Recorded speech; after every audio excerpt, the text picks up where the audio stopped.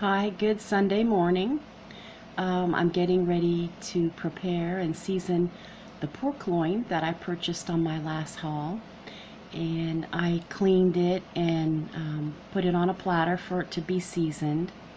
And I wanted you to know that instead of it just unrolling like normal pork loins do, it actually went into two separate pieces. But that's okay.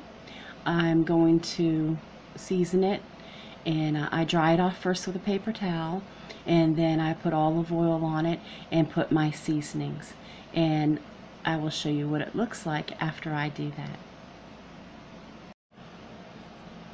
Okay, this is why I see coming back to you with the pork loin that I just finished cleaning and seasoning, and you can see how it has separated into a piece here and here. It usually just unrolls. I don't know why this one was completely split, but we're going to deal with it. And I wanted you to see the seasonings. I used some sea salt, kosher salt, and black pepper. Of course, you always start off with salt and pepper, and garlic powder and thyme. And that's all I'm going to season it with right now, because the big part is going to be the glaze that we put on it later on today. But I wanted the pork to take on some good salt and pepper and seasonings throughout and sit throughout the day before I start to roast it. And when I start that process, I'll be back.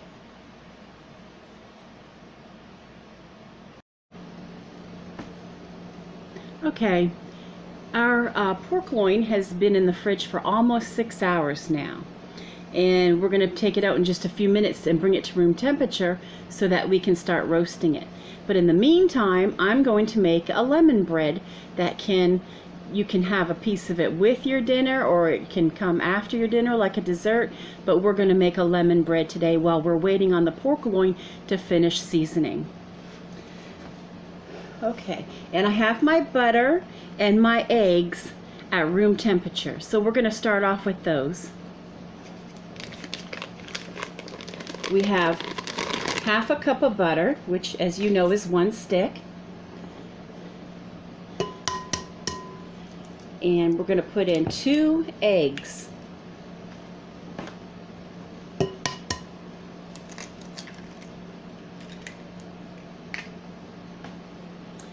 Okay, and then we're going to add in 1 cup of sugar.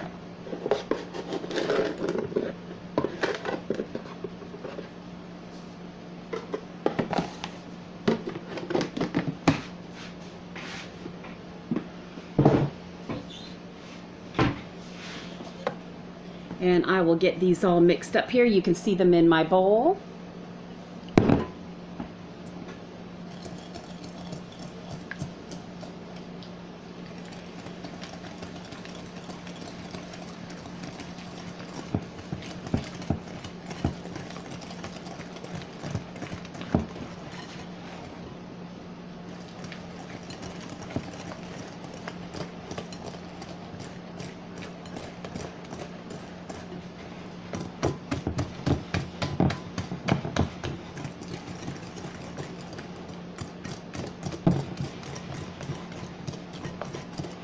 You see it's starting to mix really good.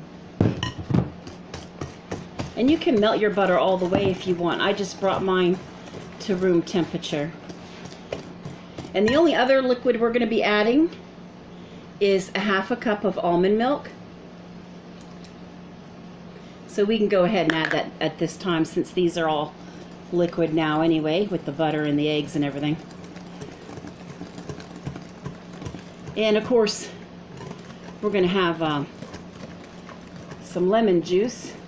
We're going to add a tablespoon of lemon juice to this too.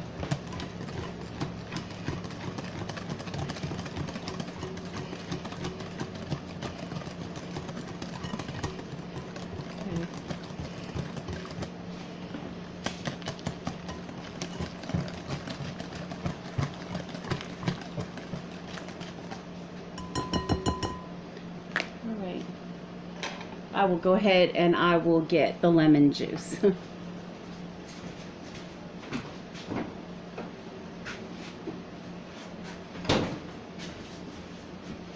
Okay.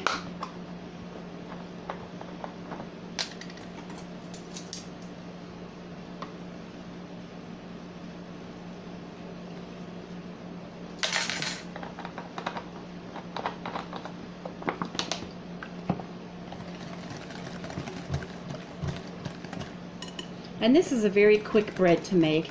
It's kind of like a pound cake.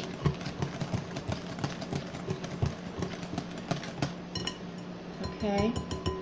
And then we're going to add in 1½ cups of all-purpose flour, 1/4 teaspoon of salt,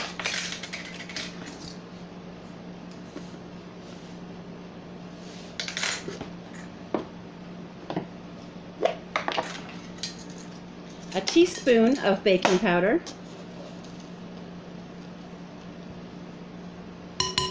okay, and we're going to get this all mixed up.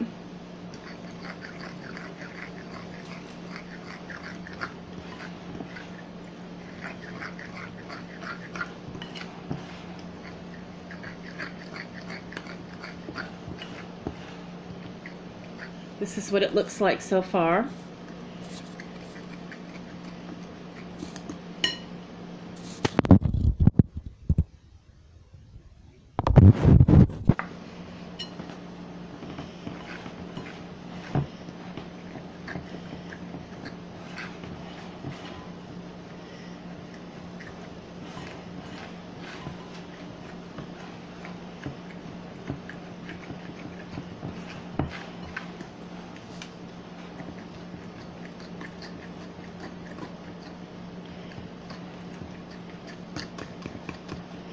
Basically, that's all there is to it, really.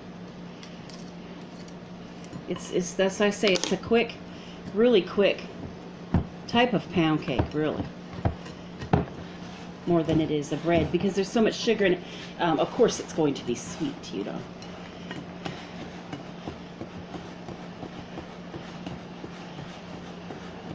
And this is gonna go in a greased pan, a loaf pan, at 325 degrees.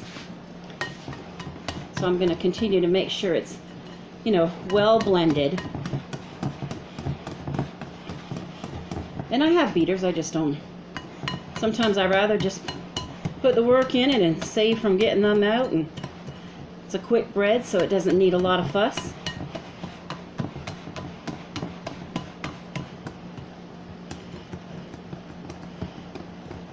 So it has turned into a very nice batter, and you'll be able to see that, see how it is.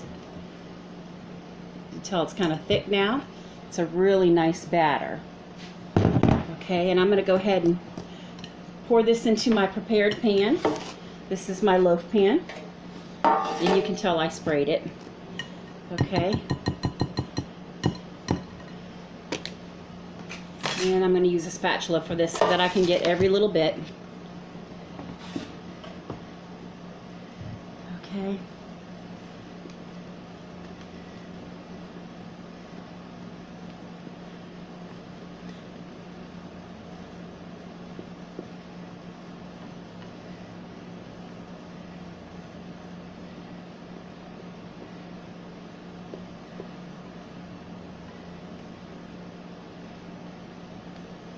And the nice thing about this cooking at 325, that's what we're going to be doing the pork loin at also. So they're both going to be at 325 degrees. Okay, put this over here. Now, like I said, this goes in for 1 hour, and I'm not going to use this. It's 101 degrees out today in South Carolina. The last 2 days it's been 105. So I'm not using my oven. I'm going to use the little toaster oven. It's going to be less electricity and less heat, and that's what I'm going for. Sometimes you just need an oven to bake things, to have supper. Some you can have some cold meals, but some you have to have, you know, like this is Sunday, so we have a hot meal. Okay, so I'm going to go ahead and put this in my little toaster oven for an hour at 325 degrees. And then I'm going to take out my pork loin out of the refrigerator and let it sit out to room temperature, so when this is done, I can pop it in. And I'll be back. Okay, our lemon bread is out of the oven. It actually took a little less than an hour. So not bad at all. And you see how it's split in the middle. That's definitely done, and it pulled away from the sides of the loaf pan, and it looks delicious. And you can actually make glaze out of some more lemon juice and icing sugar if you want, but we have a lot of sweet things in our meal, so I don't believe that I need to do that tonight, because we're also gonna have that glaze on top of the apple glaze on top of the pork roast that we're doing. And I'm gonna put this aside for now. And what I did for the pork roast, that's in the little oven right now, and it's got about 20 more minutes to go. We're going to use some Dijon mustard, some soy sauce, and some crushed red pepper, and some dried cherries. And we're going to put all of this in the melted apple juice. And you don't water it down or anything like that. You just melt the concentrate like frozen apple juice you buy in the store. You melt it in a pan, and you add, of course, the crushed red pepper for the heat, and the soy sauce for the salt, and the Dijon mustard gives it a tang that the sauce needs. And then, of course, the cherries make it taste really, really good, makes it look festive and delicious, and you end up with a beautiful glaze. So when the pork roast is done, or almost near done, I'm going to glaze the top of it, and then it's going to come out of the oven. And you know, I'll just keep putting glaze on it.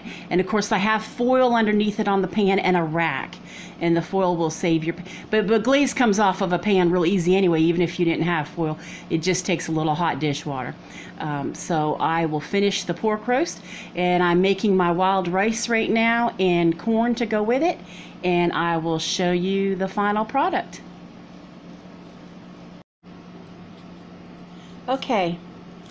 For those of you who are not used to making glazes for meat and such, I forgot to tell you that you need to use a cornstarch and water after you put all those ingredients together. And the last thing you want to throw in after you thicken it would be your cherries. Or you don't even really need the cherries. That's up to you. You don't have to put those in. This apple juice concentrate, frozen apple juice, makes a beautiful glaze with different spices. And you don't have to put the crushed red pepper if you don't like heat. Just put spices like you would like. But I just wanted to tell you, don't use the roux, which is like flour and butter, because it's going to make your sauce look milky, and you don't want that. You want it to be a nice clear glaze. When you put it on top of your pork roast, you want it to be kind of like a see-through apple glaze color. So you want to use the cornstarch and water to thicken the glaze. Okay, the pork tenderloin has been taken out of the oven, and you can see all the cherries and the glaze on it. And we'll just wait a few minutes before we slice it.